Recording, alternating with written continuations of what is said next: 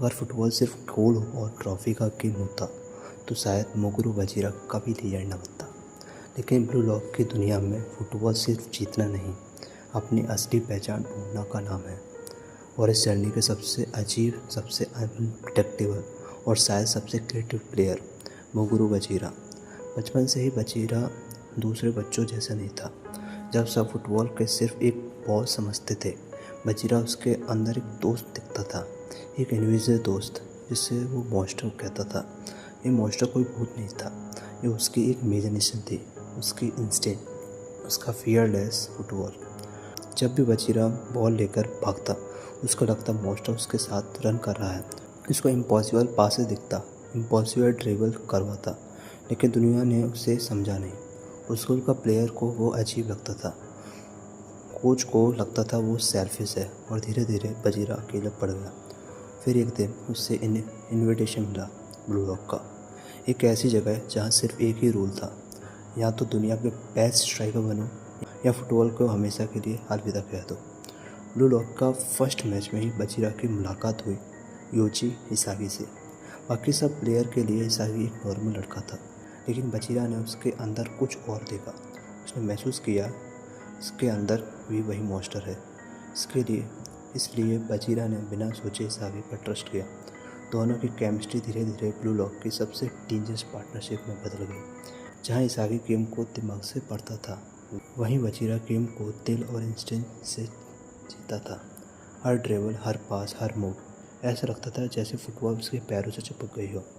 लेकिन blue lock सिर्फ talent को रिवॉर्ड नहीं करता, ये तुम्हारी वीकनेस को भी एक्सपोज करता है। और वजीरा का सबसे बड़ी वीकनेस थी दूसरे पर डिपेंड रहना।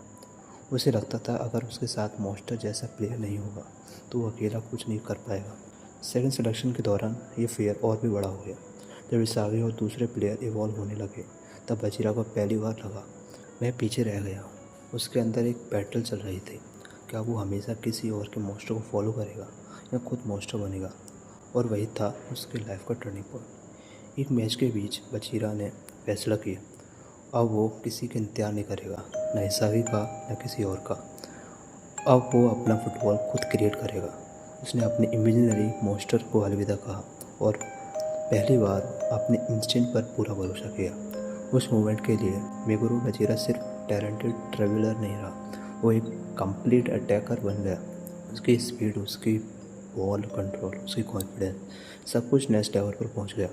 ब्लू लॉक के सबसे डेंजर डिफेंडर भी उससे बॉल छीन नहीं पाते हैं, क्योंकि वजीरा सिर्फ अपोनेंट को बात नहीं करता था, वो उनकी सोच को तोड़ देता था। उसका ड्रिबल अनप्रेडिक्टेबल था, एक सेकंड लेफ्ट, अगला सेकंड राइट, फिर नटमाग, फिर रूटिलेट और उसके बाद सीधा गोल। इसी वजह से वजीरा को देखना सिर्फ फुटबॉल देखना नहीं, आर्ट देखना था। ब्लू लॉक की फिलॉसफी कहती है अपने ईगो को कभी मत छुपाओ, और वजीरा ने उस फिलॉसफी को परफेक्टली प्रूफ किया। उसको ईगो गोल में नहीं था, उसका ईगो फ्रीडम में था।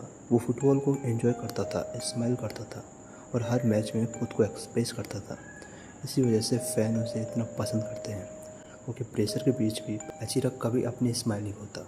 उसके लिए फ़ुटबॉल एक बैटल फील्ड का और एक डांस ज़्यादा है, लेकिन इस डांस के पीछे सालों की लोनलीनेस छुपी हुई थी। एक ऐसे बच्चा जिसे कोई समझ नहीं पाया, जो सिर्फ एक दोस्त ढूंढ रहा था, और आखिर में उसे समझ आया सबसे अच्छा दोस्त वो खुद ही है।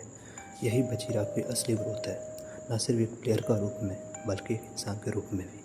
आज मुगुरु वजीरा ब्लू लॉक के सबसे आइकॉनिक कैरेक्टर में से एक माना जाता है। उसकी ट्रैवलिंग, उसका फियरलेस एटीट्यूड और उसकी क्रिएटिविटी हर फुटबॉल फैन को इंस्पायर करती है। उसकी स्टोरी हमें एक सिंपल लेसन देती है, कभी कभी दुनिया तुम्हें अजीब कहेगी, कभी तुम अकेला महसूस करोगे, लेकिन अगर तुम अपनी यूनिकनेस को एक्सेप्ट कर लोगे तो वही चीज़ तुम्हारी सबसे बड़ी स्ट्रेंथ बन जाएगी। और शायद इसलिए मुगुरु वजीरा सिर्फ एक फुटबॉल प्लेयर नहीं, एक माइंडसेट है, एक रिमाइंडर कि असली मॉन्स्टर हमेशा हमारे अंदर ही होता है।